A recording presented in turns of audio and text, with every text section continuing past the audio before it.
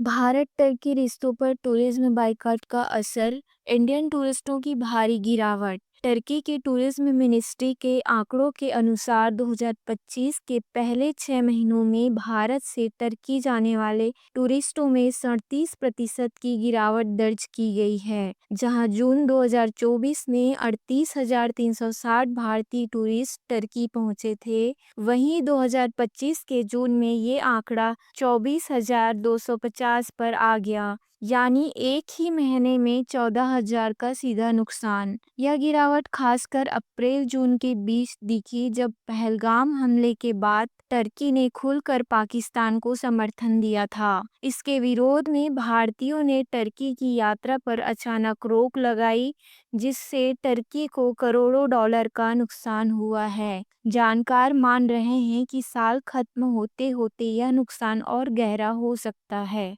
Cambodia Thailand संघर्ष और Trump की नोबेल रेस। हाल ही में कंबोडिया और थाईलैंड के बीच ऐतिहासिक शिव मंदिर प्राचीन स्थल को लेकर मिलिट्री संघर्ष हुआ, जिसमें 45 लोगों की जान गई। डोनाल्ड ट्रंप ने दोनों देशों को टैरिफ और कूटनीतिक दबाव की धमकी दी, जिसके बाद दोनों देशों के प्रधानमंत्री मलेशिया में मिलकर सीज फायर पर सहमत हुए। कंबोडिया ने इस पहल के लिए ट्रंप को नोबेल शांति पुरस्कार के लिए ऑफिशियल रिकमेंडेशन भेजा है, जैसा पाकिस्तान पहले कर चुका है।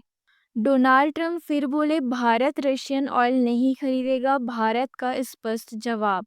डोनाल्ड ट्रंप ने कहा है कि उन्हें रिपोर्ट मिली है भारत अब रसिया से क्रूड ऑयल खरीदना बंद कर सकता है, लेकिन भारत के विदेश मंत्रालय ने साफ किया है कि ओवरऑल रसिया से ऑयल इंपोर्ट बंद नहीं हुआ है।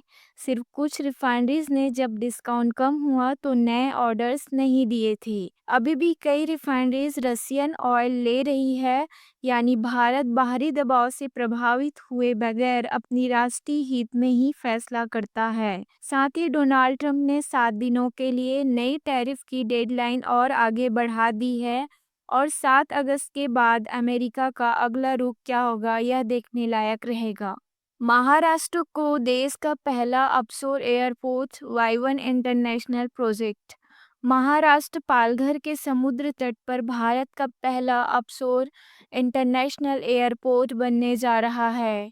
मुंबई शहर से 60 किलोमीटर दूर वाई-1 में $8.9 बिलियन, करीब 80,000 करोड़ की लागत से यह प्रोजेक्ट बनेगा। यह एयरपोर्ट समुद्र के अंदर आर्टिफिशियल आइलैंड के ऊपर बनाया जाएगा, जिससे महाराष्ट्र के पास अब 3 इंटरनेशनल एयरपोर्ट हो जाएंगे। ब्रिटेन और जापान की इंजीनियरिंग फर्म्स इसका फाइनल डिजाइन और स्टडी जल्द ही पूरी करेगी।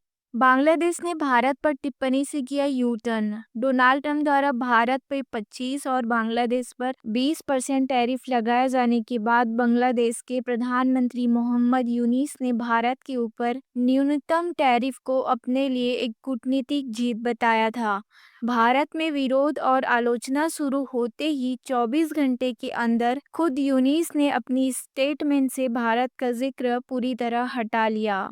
नेक्स्ट अपडेट है, आयरलैंड में भारतीयों पर हमले, भारतीय एम्बेसी की एडवाइजरी। आयरलैंड में इंडियन इमिग्रेंट्स पर हाल ही में फिजिकल अटैक्स के मामले तेजी से बढ़े हैं। राजधानी डबलिन समेत कई जगहों पर गैंग अटैक्स और सीरियस इंजरी के केसेस बढ़े हैं, लेकिन लोकल पुलिस ने अब तक कोई गहरी कार्रवाई नहीं की।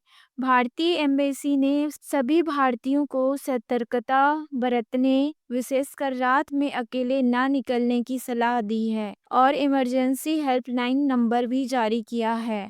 2024-25 के भारत नेशनल हाईवेज पर कुल 61,400 करोड़ की टोल कलेक्शन हुई है, यानी हर दिन औसतन 167 करोड़ रुपए। यह भारत इंफ्रास्ट्रक्चर सरकार की ने डेटा बढ़ती रिलीज किया है, ताकत और जिसके सड़कों मुताबिक पर साल बढ़ 2024 से रहे 25 ट्रैफिक को फाइनेंशियल ईयर में दिखाता है। देश के नेशनल भारत हाईवेज के ऊपर लगातार अपने हाईवे 61,400 करोड़ नेटवर्क, रुपीस की टोल टोल डाटा कलेक्शन हुई और है, यानी digital on an average collection में पर डे का विदेशों से 168 करोड़ मुकाबला रुपीस, कर और रहा ये है। नेशनल हाईवेज का नंबर है। पाकिस्तान को नेक्स्ट लेकर अपडेट आ रही है ईरान पाकिस्तान और अमेरिका ईरान को लेकर। समीकरण। ईरान के राष्ट्रपति मसूद पजेश्कियान पाकिस्तान की 2 दिन की यात्रा पर गए हैं। पाकिस्तान, ईरान और अमेरिका के बीच बढ़ते तनाव को कम करने के लिए अब अमेरिका पाकिस्तान की मदद लेने की कोशिश कर रहा है। इससे पाकिस्तान की कूटनीतिक अहमियत कुछ बढ़ी है, लेकिन भारत की फॉरेन पॉलिसी लगातार अपने हितों के मुताबिक तटस्थ और सशक्त बनी हुई है।